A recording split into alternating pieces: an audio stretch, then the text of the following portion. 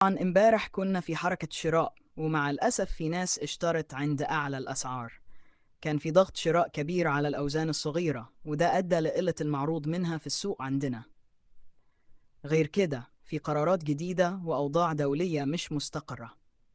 الخبر الأول: الولايات المتحدة، الرئيس الأمريكي دونالد ترامب أصدر قرار جديد بفرض حظر على المستثمرين الكبار من شراء المنازل.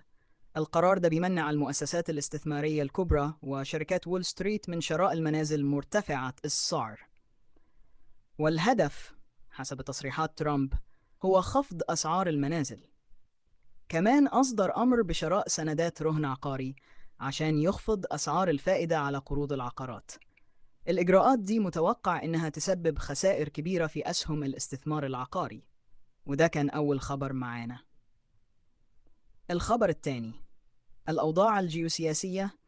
الأوضاع الجيوسياسية لسه سيئة، بداية من إيران مع زيادة حدة المظاهرات وارتفاع قتلى عناصر الأمن الإيراني، وفي تهديدات بالتدخل الأمريكي وضرب إيران في حالة استمرار قتلى المتظاهرين. من الفيديو ونروح لقطتين. شوف أسعار الذهب في مصر النهاردة.